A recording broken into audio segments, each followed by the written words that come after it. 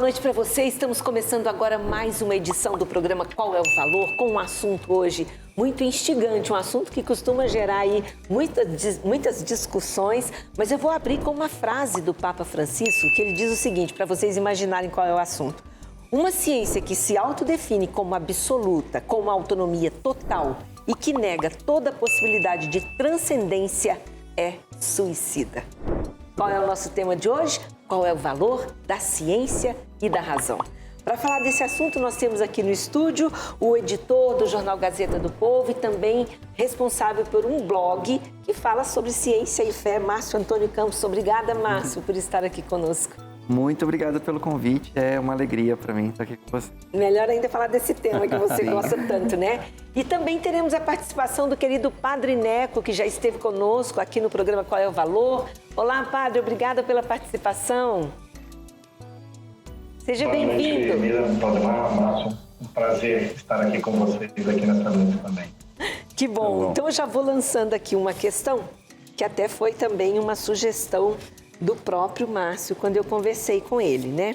Que é essa questão, por que algumas pessoas rejeitam a fé em nome da ciência e outros rejeitam a ciência em nome da fé? Tem que haver essa briga? Então, são duas atitudes bem extremas, né? É mais comum até a gente ver a pessoa que rejeita a fé em nome da ciência. Então, tem essa atitude, o que a gente chama de ateísmo militante, né? O pessoal que diz que Deus não é necessário porque a ciência explica tudo. E nessa de a ciência explicar tudo, as pessoas dizem, se a ciência explica tudo, Deus não é mais necessário.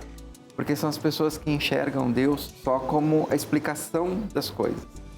Então a gente pensa, por exemplo, lá na mitologia nórdica, por exemplo, né? É o Deus que faz o trovão, né? O Deus fulano lá. Uhum. Mas agora a ciência já explicou pra gente, né? Como que surge o trovão, né? Porque as cargas elétricas e tal se chocam ali na nuvem e tal. Então, Deus vai para um cantinho, ó, aqui já não precisa mais de Deus. Deus vai ficando no cantinho, assim, que nem um boxeador que tá levando pancada e tá lá nas cordas e tal, até a hora em que você diz, não, Deus não é mais necessário para explicar nada. É uma postura bem, a gente chama de reducionista, né? De você reduzir toda a realidade àquilo que a ciência pode demonstrar. E é um erro isso aí, porque se a gente for pensar, a ciência, ela é sensacional. Ela mostra para nós como que o mundo funciona. Sem a ciência, a gente não estava aqui hoje, né? E ainda mais nesses tempos, nunca se fala tanto em ciência, né? Só que a ciência, ela não explica a moral, ela não explica... Ela diz como o mundo funciona, não como ele deve funcionar, né? Um cientista, ele não nos ensina isso, não filosofia, o porquê das coisas, exatamente. Né?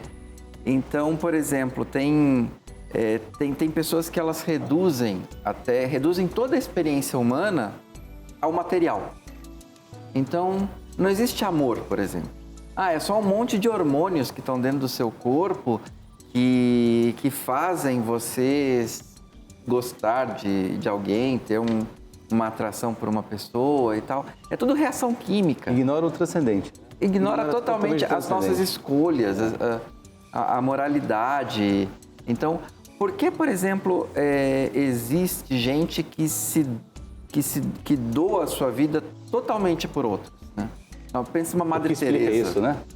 O que explica isso? Porque se a gente for pegar a ciência pura, a ciência vai dizer, a nossa tendência é a gente se preservar, é a gente querer não se colocar em risco, uma série de outras, tem um instinto de sobrevivência, né? E isso realmente existe. Bacana. Mas por que alguém supera esse instinto para dedicar a sua vida sem ganhar nada em troca nesse mundo, né? Se doar mesmo pelos por amor, outros, né? Porque, na realidade, a fé, ela pressupõe o amor, né? Eu preciso reconhecer um Deus vivo, um Deus pessoal, que me amou primeiro, e a partir desse amor eu consigo me doar para o outro, eu consigo amar o próximo. Eu acho que essa é uma grande diferença, né? Porque não há contradição entre fé e razão. Na realidade, somos como duas asas, né? Da fé e da razão. Duas asas que nos levam realmente para cima. A fé sem a razão, ela realmente vai encontrar uma dificuldade. E a razão, sem ser iluminada pela fé, ela vai encontrar muita contradição e vai cair nisso que o Papa Francisco coloca, né? O Padre Neco está com a gente, né, Padre Neco? Fala um pouquinho para a gente sobre a questão aí da fé e da razão, Padre Neco. Qual é a tua concepção? Há contradição ou não?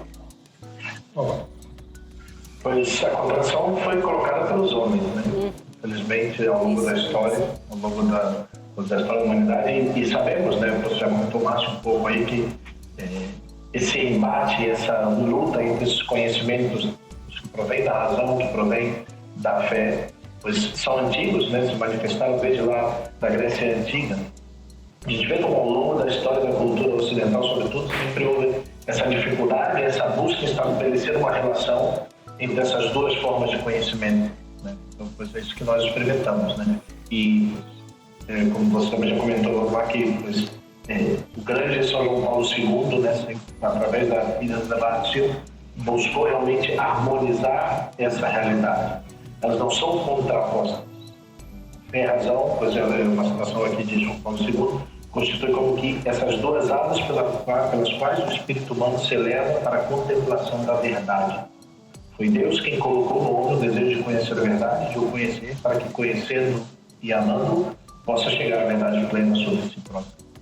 Então, o conhecimento vai ser maior, a experiência da verdade, da felicidade, vai ser maior na medida em que, pois, essas duas realidades, esses dois conhecimentos estejam unidos, né? A ciência, a razão, né? E, pois, a fé. Não se pode separar. Separando essas realidades, pois, vai ser mais difícil o conhecimento da verdade e o alcance da felicidade. É interessante que para conhecer a verdade, né, ele está falando sobre conhecimento, para conhecer a verdade, você tem que ter também sabedoria para buscar a verdade. E a Bíblia diz exatamente que a fé é o princípio da sabedoria. Então, assim, tudo está baseado.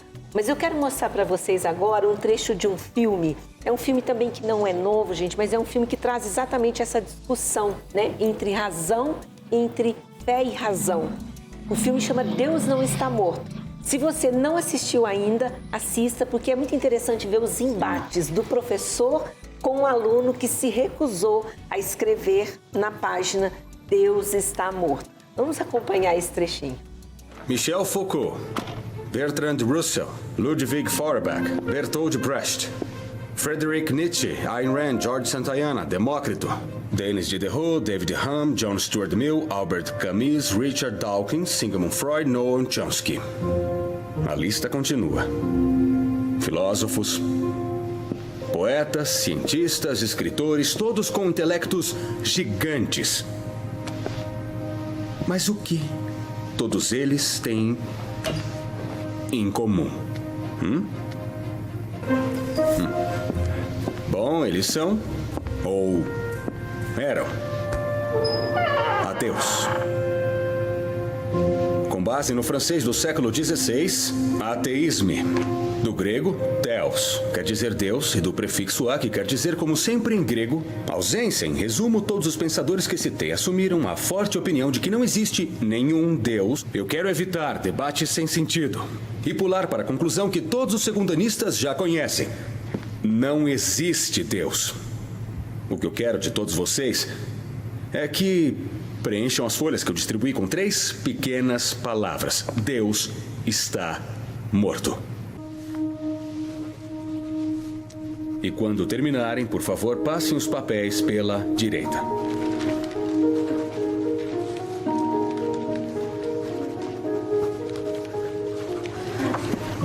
Obrigado.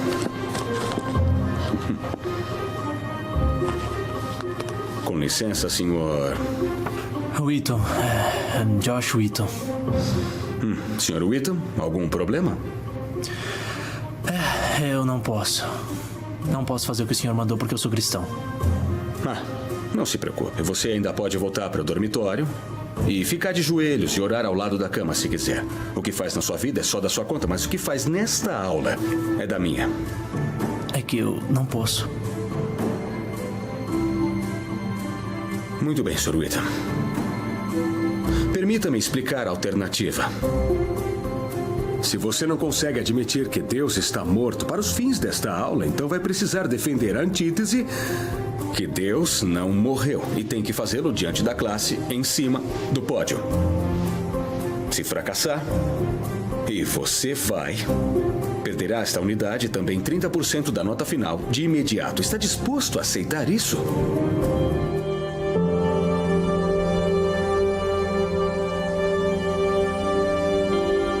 Posso te ajudar? Você está esperando alguém?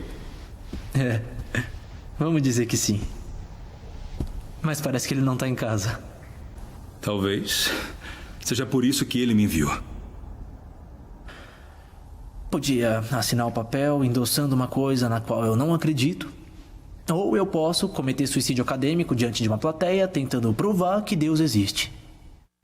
Senhoras e senhores do júri, nos últimos 150 anos, os darwinistas vêm dizendo que Deus é desnecessário para explicar a existência humana e que a evolução substitui Deus. Vejam, Darwin afirmava que o ancestral de todas as coisas vinha daquele único organismo simples que se reproduziu e foi lentamente se modificando com o tempo até se tornar as formas de vida complexas que vemos hoje. E é por isso que, depois de contemplar a sua própria teoria, Darwin formou sua famosa declaração: Natura non facit saltum, que significa a natureza não dá saltos. Em outras palavras, houve a criação porque Deus disse que devia haver. E até mesmo que pareça aos nossos olhos ser um processo cego e também não guiado, pode ser mesmo divinamente controlado do início ao fim. Olha só, né, Mira, que coisa, que desafio, né? Tô Sabe o que? gostando desse jovem. Depois nós vamos mostrar em outro bloco a continuação e o desfecho desse debate. O que me impressionou foi que realmente ele acredita em Deus e ele não nega Deus. Ele precisou ali dar um testemunho de fé, né? Veja que bacana isso, né? Porque é preciso que em muitas circunstâncias nós temos que dar esse testemunho daquilo que nós cremos, mesmo que doa, mesmo que custe, mesmo aqui que pudesse ter algum tipo de prejuízo com o professor. Mas ele não viola a consciência dele. Naquilo que ele acredita, naquilo que ele crê, acredita. Na fé dele, né? E isso é muito, muito importante. O Papa Francisco canonizou recentemente, né, o cardeal Newman, que era anglicano, se converteu ao catolicismo, e ele é uma das pessoas que mais ressaltou no passado recente o papel da consciência. É que a gente não pode, quando a gente age contra a nossa consciência, a gente está meio que se violentando. É verdade. Né? E por isso é preciso que os governos, que as pessoas, que as autoridades respeitem a consciência, que é o que o professor ali não fez. O professor estava tentando impor uma visão contra o que a consciência do rapaz ali estava dizendo, né? Porque eu quero dizer uma coisa.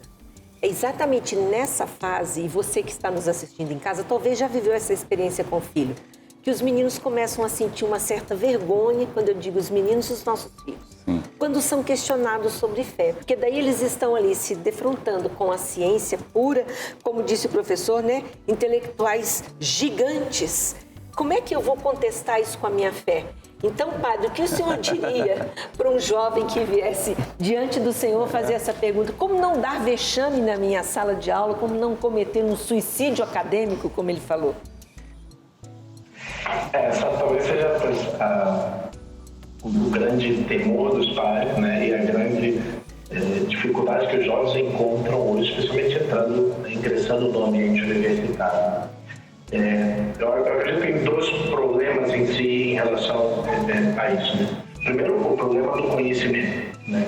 Muitas vezes os jovens, pois chegam à universidade, aprenderam o segundo grau, aprenderam as matérias necessárias para entrar na faculdade, mas na sua fé não aprenderam no mesmo patamar do seu conhecimento das matemáticas, da ciência.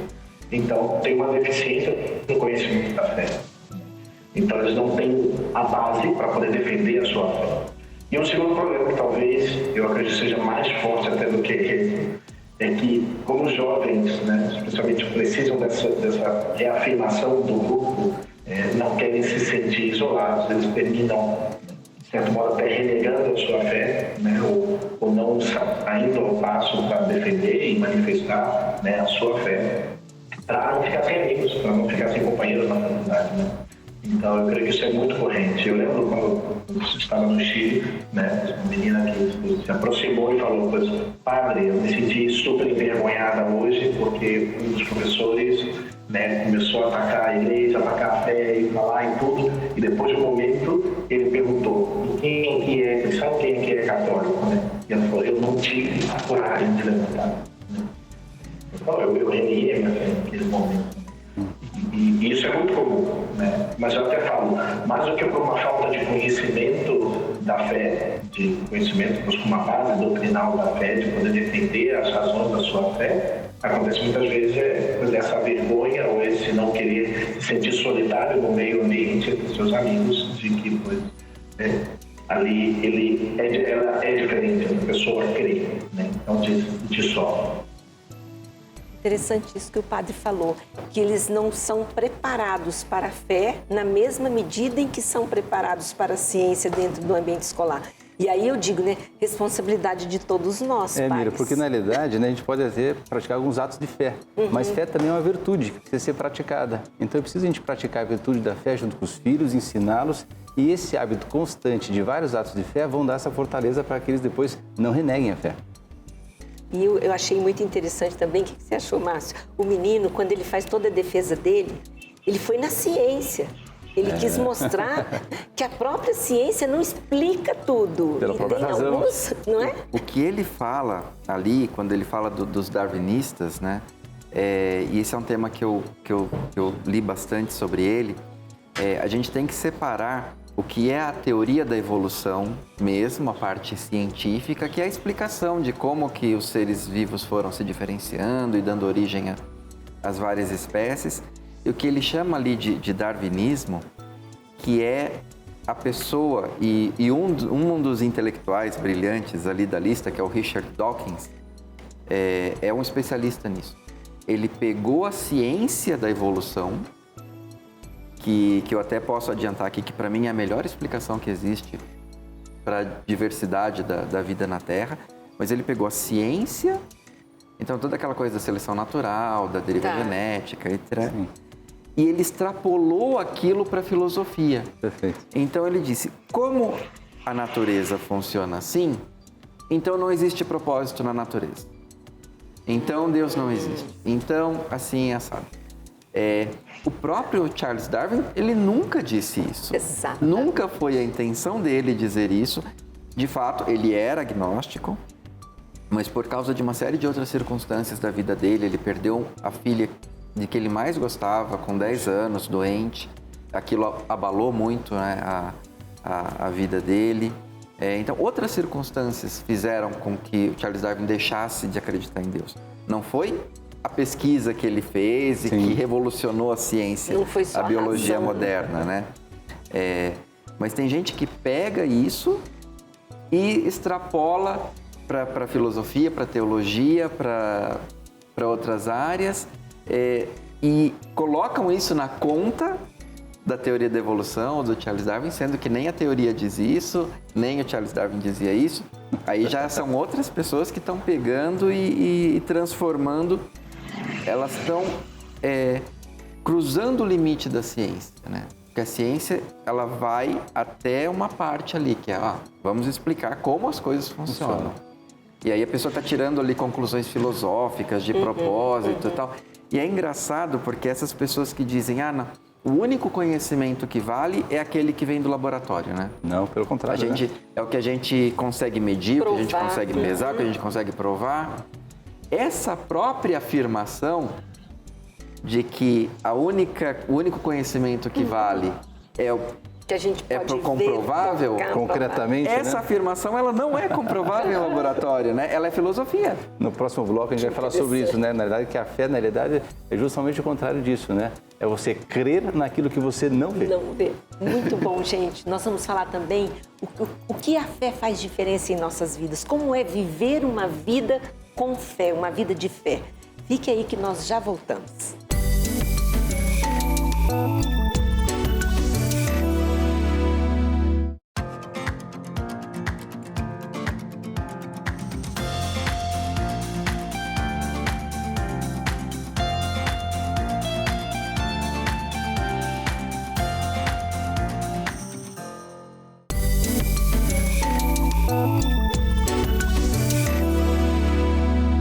Estamos de volta com o programa Qual é o Valor? Discutindo hoje qual é o valor da fé e da razão, fé e ciência. E nós temos aqui no estúdio o jornalista Márcio Antônio Campos, que tem um blog só para escrever sobre esse assunto, conhece muito desse assunto, e também o Padre Neco, que está com a gente participando no telão, ele que está lá no Rio de Janeiro.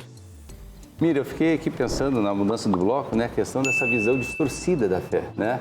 Fé não é um sentimento, né, Márcio? O que é a fé na realidade, então? A fé ela é um movimento, ela é um movimento da inteligência. Isso. Gostei desse Né? já gostei, ó, da inteligência. Eu até diria mais uma vez, eu vi uma definição interessante, eu posso estar enganado, mas a fé é uma espécie de humildade da inteligência. Nossa, que bacana isso. É a gente reconhecer Que não sabemos tudo, né? que nós não sabemos tudo, né? E que, além de reconhecer que nós não sabemos tudo, reconhecer também que há uma realidade para além daquela que é aquela realidade palpável do nosso mundo, né? Então, pensando por esse lado, né? E claro, o que a igreja ensina para nós, né? É Deus que nos infunde a fé, né? Como a graça que vem com o batismo, a gente adquire a fé. Mas ela também ela é uma coisa que ela pode ser alimentada, né? Nós podemos buscar, estudar e ela é uma coisa que dá sentido a tudo que a gente vê. As pessoas confundem, né, com um sentimento vago, assim, olha, tenho fé, eu acredito que vai dar tudo certo, né? Aquele sentimentalismo, aquele sentir que é equivocado na realidade, né? Na realidade, a fé é crer numa realidade que você não pode tocar. Crer numa realidade que você não está sentindo, como por exemplo na Eucaristia, né? A Santa Eucaristia, né? Ela tem gosto de pão, ela tem aspecto de pão, mas é o corpo de Cristo depois consagrado. O vinho lá tem gosto de vinho, mas ele na realidade é o sangue de Cristo consagrado. Exato. Você tem sentimentos diferentes, mas você crê que ali está a presença efetiva e real de Cristo na Eucaristia. Aí existe uma grande diferença. E as pessoas acabam confundindo a fé com o sentimentalismo vago, que vai dar tudo certo, que Deus vai ajudar. E na realidade, como se Deus servisse a gente a todo momento. Isso esquecemos que na realidade, nós é que estamos para servir e cumprir a vontade de Deus. E na fé, um Deus como se fosse um amuleto, um total equívoco de fé com relação a isso, né? E crer na salvação, né, Valdemar? Que eu acho que é o mais importante, assim, o ápice de tudo, né? O que é a fé? Você crê que existe um Deus que nos ama, que nos criou e que tem um propósito para as nossas vidas. E qual é o nosso destino? Nosso destino é a salvação. Porque se nós não crermos nisso, se nós não tivermos essa fé, não faz sentido a vida. Não faz sentido. Não faz sentido a vida. Agora, tem outra coisa importante também, né, Padre Neco? É o que a fé faz em nossas vidas. Eu queria que o senhor explicasse um pouquinho isso, falasse um pouco sobre isso. Uma vida de fé e uma vida sem fé. A diferença que faz. Porque às vezes a gente falando aqui, as pessoas que estão em casa estão nos ouvindo, né? E pode pensar, esse povo aí tá tudo maluco. Mas a gente está vivendo isso, gente. Quem tem fé e vive com fé sabe que é diferente. As civilizações avançam, Mira, muito por conta da fé. As pessoas acreditam realmente que devem fazer o melhor, que devem ajudar as pessoas. Várias instituições de caridade filantrópicas, né, hospitais aqui de caridade, são feitos em função dessa fé. O mundo se movimenta. O mundo se movimenta. Né? Padre Neco, com o senhor a palavra. Quando vemos um pouco como o Márcio comentou aí, vemos a fé como essa guia e esse estímulo da razão, pois a vida cobra um outro sentido.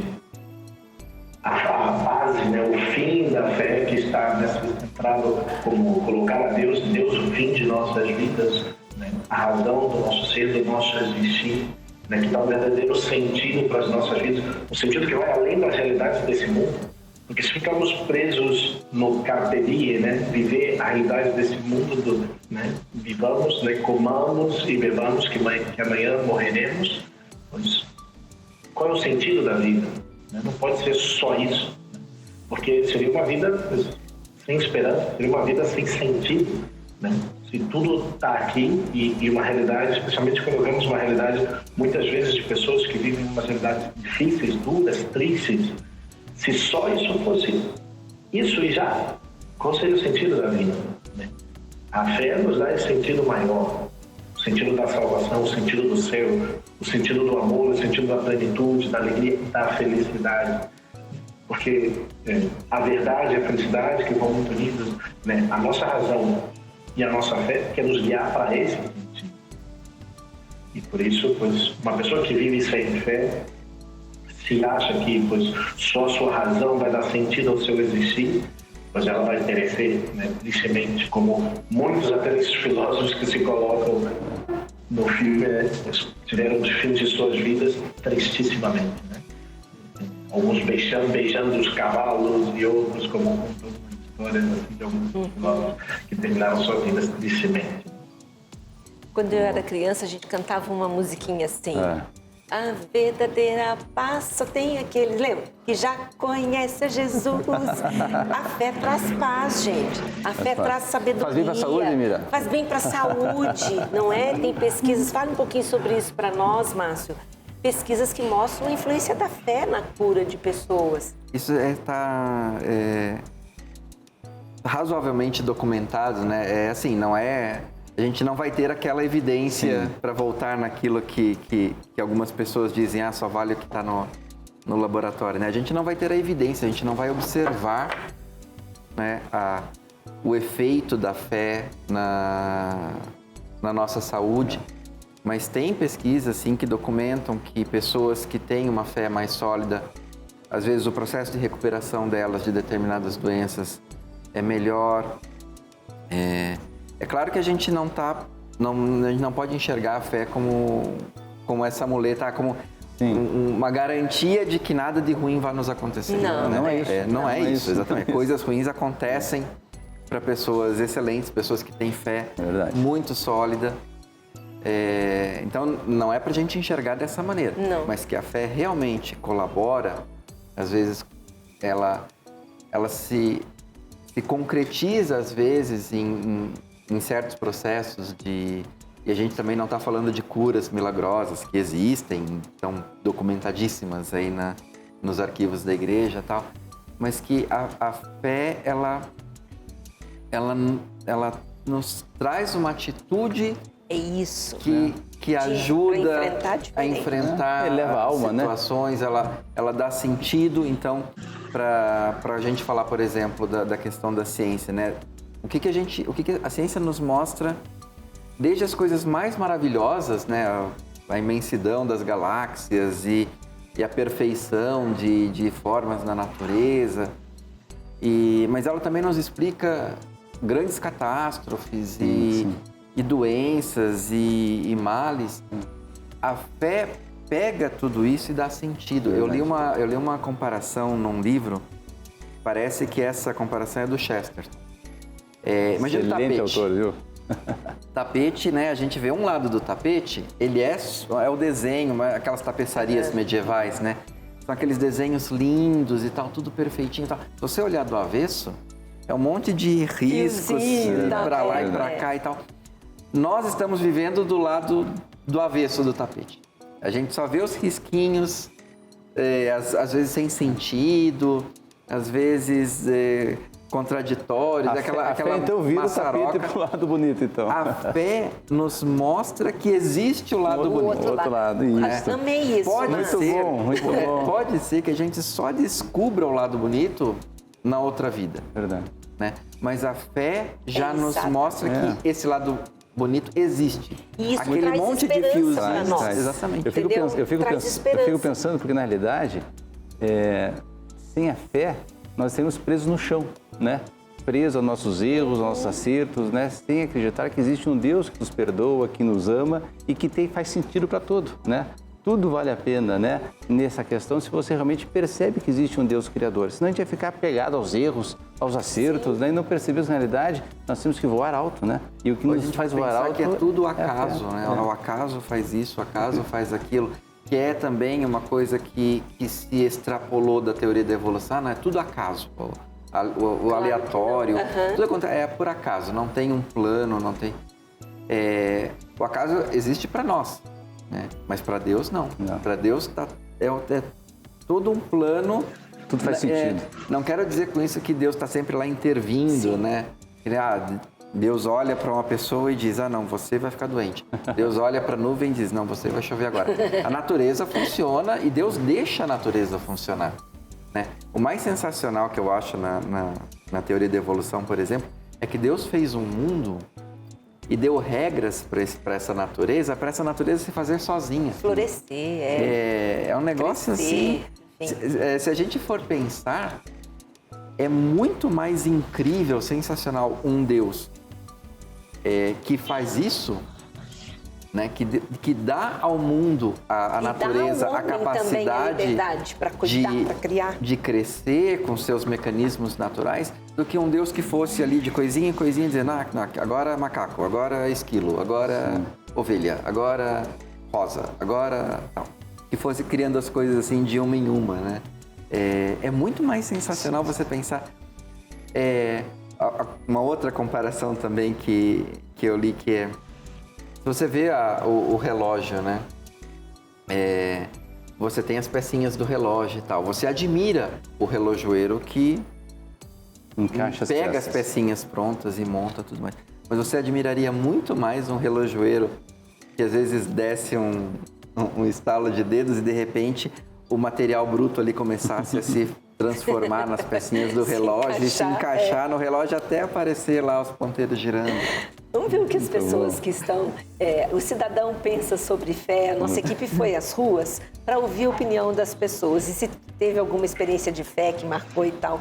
Vamos acompanhar. Você tem fé, é uma coisa que você acredita em Deus. Sem fé, a pessoa não vive, né?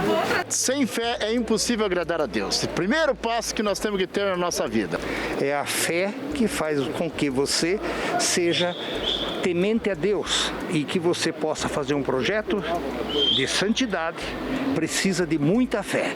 E a fé é uma coisa que você tem que pedir sempre, todo dia, toda hora, para que você consiga desenvolver isso. A fé é a minha sintonia com Deus, é assim que eu interpreto a fé. Tudo que eu faço na vida é com fé em algo superior e esse algo superior é Deus, é Jesus Cristo. Não tem coisa mais digna do que a fé. Porque se você tem fé no papai lá de cima, na mãe Maria, no meu pai José, que é nesses três que faz a gente levantar, faz a gente vir trabalhar. Então a fé é a certeza de confiarmos em tudo aquilo que Deus nos promete. Então para mim a fé, é muito importante a fé. Como todos nós tem que ter fé, né? Se não tiver fé, você não é nada na vida. A minha vida é baseada na fé.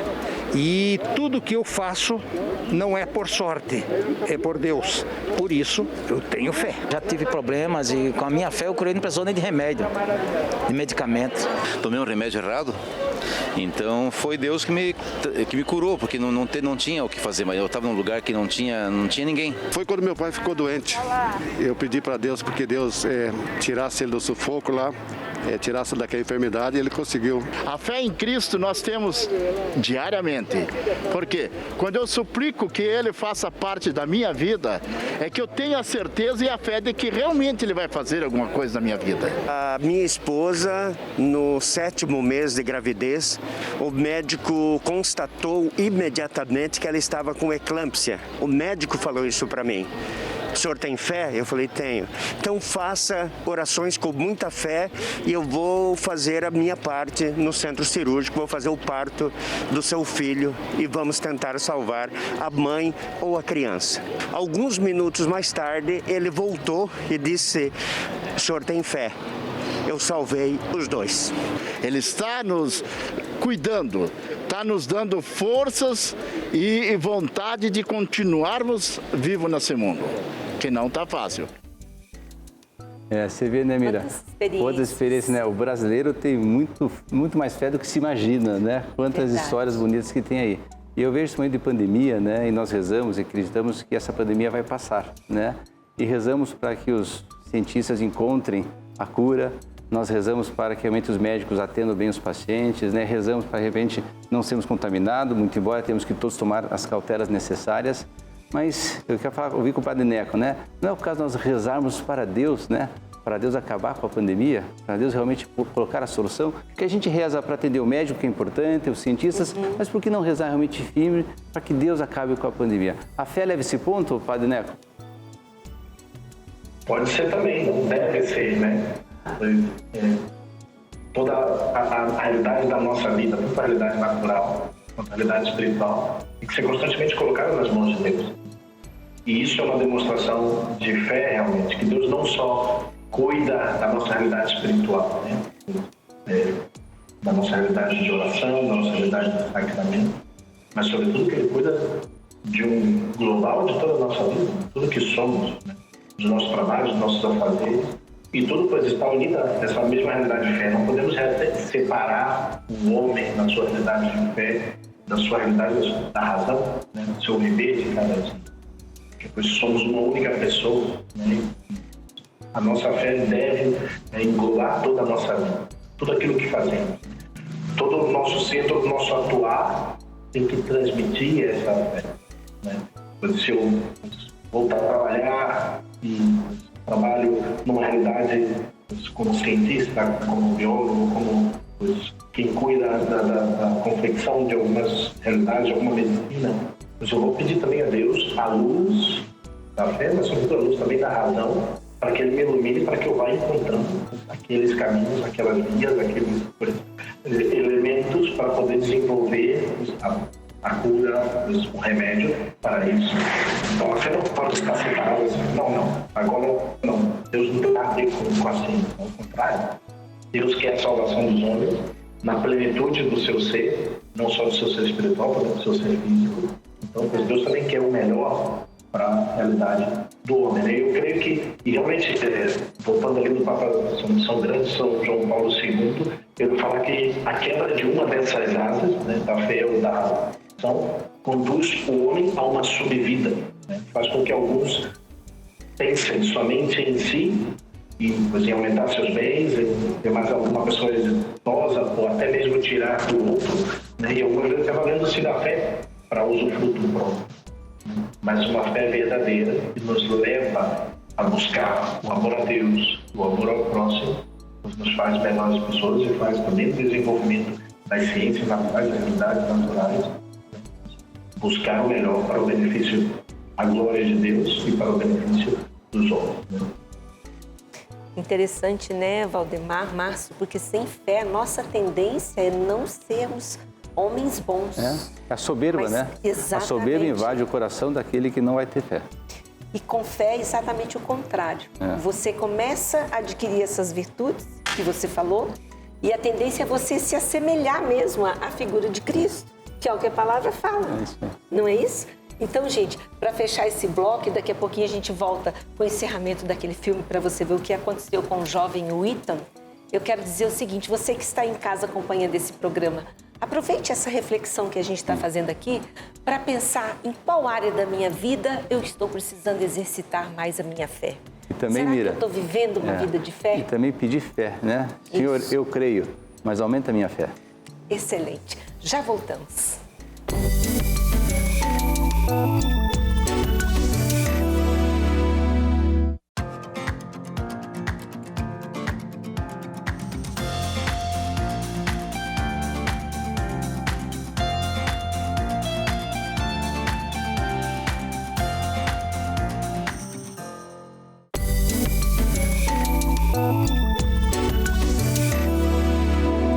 Estamos de volta hoje falando sobre fé e razão. E já que nesse último bloco eu vou daqui a pouquinho chamar a cena final do filme que nós trouxemos hoje, o Márcio estava comentando há pouco que da mesma forma em que o professor mostrou ali uma lista gigantesca, né, de cientistas que não acreditavam em Deus, ele também sabe de vários, nós todos sabemos de vários que se converteram, não é? Pois é, ou e que acreditam em Deus. Ou trouxeram a fé da família, porque a listinha que o professor mostra no filme é uma listinha pela metade, ele só botou ali o que interessa para ele, né? Porque a gente tem na história da ciência vários cientistas que acreditavam em Deus e mais do que isso, eles acreditavam que o trabalho deles como cientistas era de entender como Deus fez o mundo. Sensacional. E eles escrevem Deus como isso, criador, né? Exatamente. Deus criou o universo. E ele criou com certas regras, e ele deu essas regras para o mundo, que a gente hoje chama de leis da natureza. Então eu vou desvendar essas leis, não porque eu quero ser famoso, porque eu quero isso e aquilo, porque eu quero entender como Deus fez isso. Sensacional. Então, se a gente for pensar, Nicolau Copérnico, lá no século XV, né? Que foi quem teve a intuição de que, na verdade, eram os planetas que giravam em torno do Sol e não tudo em torno da Terra. Depois, Galileu Galilei, Kepler, que descobriu as leis dos movimentos dos planetas, né? Kepler era um que ele era muito explícito quanto a isso. Assim, ele era muito religioso e ele dizia, não, meu objetivo é compreender a mente de Deus, assim, pensando assim, como Deus fez, o que ele estava pensando, né? Quando fez o universo desse jeitinho. Se nós formos avançar mais um pouquinho, Isaac Newton, né? Da lei da gravidade, ele era muito religioso, um pouquinho supersticioso até, assim, ele ficava procurando códigos escondidos na Bíblia, ele se metia com alquimia, mas era religioso. Gregor Mendel, que é o pai da genética, às vezes a gente estudou na escola aquela história da ervilha, do azão, do azinho e tal, ele era monge, né? Nicolau Steno, que ele é bem pouco conhecido, mas ele é super importante para geologia e para medicina. Ele virou depois padre, bispo e foi beatificado pelo João Paulo II. Olha só. Se a gente, agora mais recentes, né? O padre Georges Lemaitre, que é outro que pouca gente conhece. A teoria do Big Bang, né? Que o universo todo surgiu de um pontinho ali que explodiu, foi formulada por ele. Ele era tão bom, tão gênio, que ele chegou a corrigir o Albert Einstein. Olha. Porque o Einstein acreditava no universo estático, né? Que as galáxias estão todas paradas no espaço. E o Lemaitre, ele e o Edwin Hubble, que era um astrônomo americano, eles separados, independentemente, eles observaram que as galáxias estavam se afastando umas das outras. E o Lemaitre insistiu nesse ponto até que o Einstein admitiu, não, olha, realmente eu estava errado e realmente o universo está em expansão. Um mais recente ainda, a gente estava conversando antes aqui sobre ele, Francis Collins. Francis Collins, ele é um geneticista americano e ele comandou uma equipe do governo americano que desvendou o genoma humano. O projeto Genoma Humano, lá de algumas décadas atrás, foi comandado por ele. Ateu, que depois se converteu, contou a história dele num livro que existe e está publicado no Brasil, se chama A Linguagem de Deus. Conta a história da conversão dele nesse livro. Hoje ele é um cristão evangélico, muito devoto, está numa posição importante no governo americano, está de saída agora. Então, existem, para cada cientista ali, filósofo que o professor botou no quadro dele, existem uns 10, 20, 30. E sem falar nos autores maravilhosos, Tolkien, C.S. Lewis, tanta gente fantástica, né? E gente que não pensava assim, eles não eram pessoas divididas em dois. Eu pensando, por exemplo, no cientista, quando eu estou no laboratório aqui, claro, eu já perguntei isso para muitos cientistas cristãos, né? Tem diferença? E eles falam, não tem. O laboratório é igual, o meu microscópio é igual ao do cientista ateu, o meu objeto de estudo aqui é o mesmo, tal.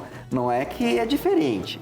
A diferença é a nossa atitude interior, do sentido que a gente dá àquele trabalho que a gente faz, né? Então, esses cientistas que acreditam, que têm fé, e não é uma fézinha qualquer, não, é uma fé provada, sólida mesmo e tal, eles não são pessoas aqui. Não, nesse momento eu sou a pessoa de fé, nesse momento eu sou a pessoa de ciência. Não, existe uma unidade de vida. Eles são únicos, assim, eles são um bloco. Olha, sensacional, né? E eu fico pensando nos cientistas, né? Porque na realidade eles estão em busca de algo, né? Em busca desse conhecimento. E é possível sim a gente conseguir a prova da existência de Deus. A razão nos leva a esse conhecimento e eu consigo, através da razão, demonstrar a existência de Deus. A dificuldade está na prova da substância. A metafísica fala um pouquinho sobre isso, né, Padre Neco? A questão com relação à existência de Deus. Certamente, né? Pois aí vemos desde tanto Tomás de Aquino com as 5 provas da existência de Deus, esse desejo de nos demonstrar de um modo racional, né, a razão, mas essa existência de Deus. Né? Então, tudo isso vai ter tudo marcado dentro da história também, dentro da própria, né, formação dos sacerdotes. Existe esse peso tão importante que é a formação da filosofia. A realidade do homem, a realidade da natureza, a realidade das coisas, está dentro do plano de Deus. Então, quando o sacerdote, na sua preparação, não se centra somente na realidade espiritual da fé teológica, senão que passa também pela sua formação filosófica, passa também por esse entendimento do ser das coisas, entendimento da razão das coisas, como fomos criados, para que fomos criados. São as perguntas que vêm de toda a história do homem. E querer separar essas duas realidades, já comentamos já em algumas ocasiões, pois já fica realmente pendente. É bem interessante que vocês nomearam, comentaram sobre vários dos cientistas, e o próprio Einstein, ele coloca isso, né? Quem diz que a religião, quem diz que a fé não se harmoniza com a ciência, com a razão, é um ignorante tanto em uma quanto na outra. Muito bom. Então, não se pode, né, de desprezar uma ou a outra. Então, vão numa mesma direção, querem nos levar, e eu creio que é o mais importante colocar o sentido da vida, da verdade, da felicidade, necessita passar por essas duas áreas. Não existe, uma plenitude do ser homem, do ser humano, sem essas duas realidades. Podemos viver somente de fé se não temos uma base racional, pois a nossa fé pode ser equivocada, pode levar para caminhos que se distanciam com a realidade da vida, né? Se fecham a si mesmo. Igualmente a razão. Se queremos nada de fé, nada de razão, estamos fechando a Deus. Quando dispensamos a fé, estamos nos fechando a realidade última pela qual nós fomos criados. Então não se pode realmente associar essas duas realidades. Muito bom. Mira, fiquei curioso com o resto do filme. Tem um trechinho aí pra nós ou não? Vamos ver o que aconteceu com aquele jovem nesse embate final, na discussão ali, no diálogo com o professor. Vamos aproveitar e assistir.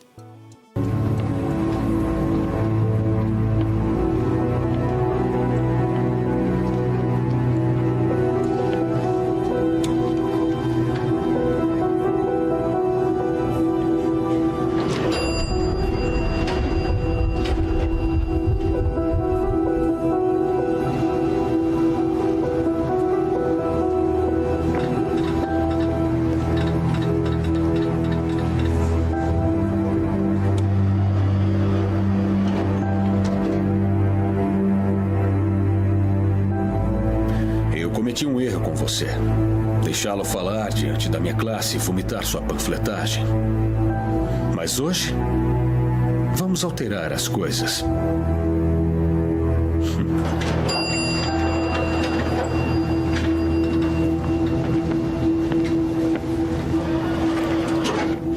O mal. Agora se diz que o mal é a arma mais potente do ateísmo contra a fé, e é. Afinal, a própria existência do mal impõe a pergunta: se Deus é todo bem e Deus é todo poderoso, por que permite que o mal exista? A resposta, no fundo, é notavelmente simples: livre arbítrio. Em outras palavras, a intenção de Deus em relação ao mal é um dia destruí-lo. Mas que conveniente. Um dia Eu vou me livrar de todo o mal do mundo, mas até lá vocês vão ter que sofrer com todas as guerras, holocaustos, tsunamis, pobreza, fome e AIDS. Tenha uma boa vida. Depois ele vai palestrar sobre valores morais absolutos. Mas por que não? O professor Redson é claramente um ateu. Não acredita em absolutos morais, mas a sua ementa diz que ele pretende aplicar um exame nas últimas semanas. Agora, aposto que se eu conseguir uma nota A por colar no exame, de repente ele vai falar como cristão, insistindo que é errado colar e que eu devia saber.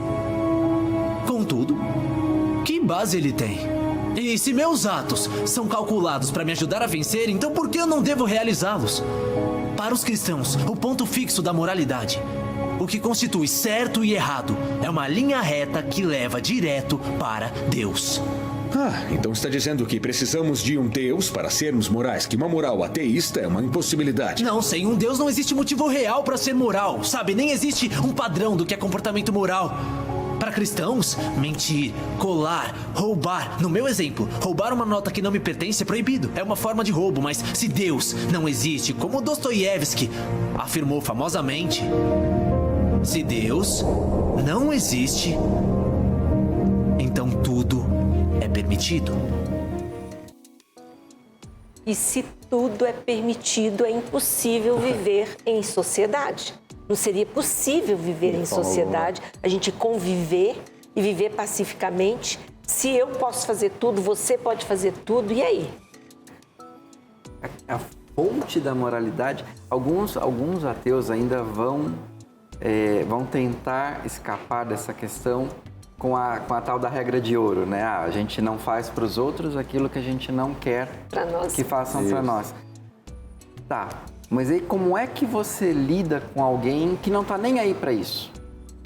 Ele diz assim, eu não quero que me agridam, mas eu vou agredir os outros, eu me garanto, eu me defendo. Se alguém quiser vir me agredir aqui, eu não vou gostar, mas eu me garanto. Eu sou mais forte, eu sou mais... Ou então, para usar um outro exemplo, eu sou mais inteligente, eu sou mais rico, eu sou mais isso, sou mais poderoso, mais isso, mais aquilo. Mais soberbo, né? Então, eu vou fazer com os outros o que eu não gostaria que fizessem comigo, mas eu sei me defender. Como é que você lida com essas pessoas? Se você não tem uma referência de moralidade que está fora do ser humano. Você não tem, você vai acabar aceitando que as pessoas façam essas barbaridades. Então, por isso é necessário ter uma referência moral que é externa a nós, né? E o cristianismo foi um marco nesse sentido que revolucionou, por exemplo, a sociedade romana, né? No Império Romano. No Império Romano, os pais de família podiam dispor da vida dos outros membros da família, a mulher era desprezada, era tratada como objeto mesmo. É tudo derivado daquela... Não, o poder é que manda, né? Quem tem mais poder... Lei de Talião, né? Olho por olho, dente por dente. Uhum. O cristianismo vem com uma outra ideia, com uma outra moralidade, diz, não, olha, é verdade. Deus nos disse como a gente tem que viver. Inclusive resgata o papel da mulher. Exatamente. O cristianismo é o único que coloca a mulher no papel que realmente ela deve ter. Que muitas das vezes buscam fora do cristianismo, buscam em outros movimentos, mas é dentro do cristianismo que está a essência. Porque Jesus nos criou, Deus nos criou e Ele tem um papel certo para homem, mulher e para Ele os dois têm o mesmo valor. Padre, para a gente ir caminhando para o final, né? Depois de tudo isso que a gente viu esse jovem passando, no final ele vence. Eu não vou contar, eu dei só spoiler dizendo que ele vence, mas tem um desfecho ali muito interessante. Será que eu conto? Não, né? Conte, Mira, conte que é interessante. Na verdade, ele vai chegar à conclusão que o professor, não é que o professor não acreditava em Deus, o professor acabou confessando que ele tinha raiva de Deus. E aí o aluno pergunta, como é que você tem raiva de alguém que você não acredita que existe? Entendeu? Então, na verdade, o fato é que muitas pessoas que negam a fé estão, às vezes, com algum problema interior que precisa ser resolvido, precisa ser pacificado.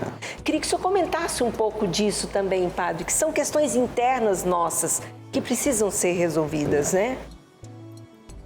Eu diria que 100% dos casos, pois, é assim, é um prejuízo. As pessoas que terminam se afastando da fé, da religião, pois, quase sempre tiveram um problema real na sua vida, né?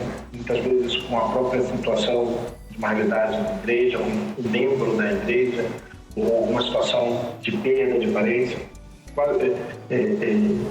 Quase né, se pode tocar assim realmente essa realidade. É difícil você encontrar um ateu que realmente seja ateu somente por convicção e somente porque geralmente é fruto de uma experiência ruim ou de uma experiência que pois, da realidade da vida, né, que a vida parece que a nossa vida não está só aqui, né, que nós apontamos para uma realidade que ultrapassa tudo, que é o céu, a realidade do céu, da eternidade. E quando se falta, muitas vezes, esse conhecimento, se perde, né, a fé. O grande problema da fé hoje em dia é um desconhecimento da fé e uma não vivência dessa fé. Né? Sempre a frase clássica, né? Se não pensamos, né, se não vivemos de acordo com aquilo que pensamos, terminamos vivendo de acordo com aquilo que acreditamos de acordo com aquilo que vivemos. E esse é o grande problema depois. Se minha vida não revela, não transmite aquilo que eu acredito, e eu estou vivendo de uma maneira que eu tenho totalmente desassociada na minha fé, eu vou perder essa fé, eu vou terminar escolhendo o egoísmo, né? A realidade talvez aí do professor aí do filme, né? Essa raiva que ele tem com Deus, porque passou uma situação na vida dele que ele ficou com raiva de Deus. Uma situação que também, primeiro, existe essa realidade do egoísmo, depois existe essa realidade do desconhecimento também. Se a nossa vida não é aqui, se a nossa vida verdadeira está em Deus, numa eternidade, uma felicidade que Deus tem prometida, né? E o Tomás fala disso bem interessante, falando sobre a realidade da felicidade. Aqui, por mais que trabalhemos para fazer as coisas corretamente, nunca vamos ter uma felicidade plena. A nossa felicidade plena está em Deus. Porque aqui vivemos as realidades da vida que não alcançamos direcionar, até mesmo uma certa moral ateia, uma moral sem Deus, é impossível, né? Porque encontramos com a realidade do ser humano, a realidade da natureza caída, do pecado original, que nos leva a pensar mais em nós mesmos que nos outros. Então, pois, o egoísmo termina sendo a lei última do homem que está longe de Deus. Então, um homem que não tem fé, ao fim e ao cabo, pois vai sempre nessa direção. Eu lembro de uma discussão com um jovem, nem uma discussão. Aí, quando ainda trabalhando no Chile, no colégio que eu trabalhei, no colégio Verense, nosso colégio lá no Chile, depois entra um jovem no meu escritório, na sala, não acredito em Deus, eu acredito que se pode ser uma pessoa caridosa, se pode viver bem, fazer mais caridade até do que os católicos, ser melhor pessoa do que os católicos. Eu comentava com ele, qual é a base, o fundamento que talvez uma pessoa que não acredita em Deus vai fazer, vai ser uma pessoa que faz bondades, que faz caridade. Qual é o motivo por trás disso? O católico, o cristão, deveria, né? Também pode existir certa vaidade e outras coisas, mas deveria fazer por amor a Deus e amor ao próximo. Uma pessoa que faz o bem pelo bem tem um pouquinho de egoísmo. Eu faço essa caridade para me sentir bem. Eu faço essa caridade porque eu não sinto o peso, que eu tenho melhor condição do que aquela pessoa que é pobre, que não tem condição. Então a finalidade já está distorcida. Você não faz o bem pelo bem da pessoa. Você faz o bem porque você se sente bem. Porque você se sente melhor, tira o peso das costas de eu tenho mais do que ele, onde está a justiça. Então você quer fazer as coisas com um fim para si mesmo. Então já está distorcido esse próprio ato de caridade, que pode estar realizando uma pessoa, até já está distorcida da finalidade do próprio ato.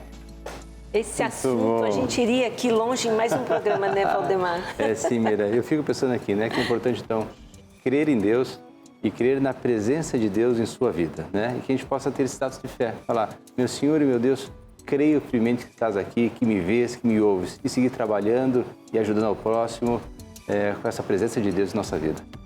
Padre Neco, muito obrigada. Márcio, muito obrigada pela participação aqui conosco. A gente se vê no próximo Qual é o Valor? Obrigada a você também, Valdemar. Lívia. E não deixe de exercitar a sua fé. Até o próximo programa. Até mais.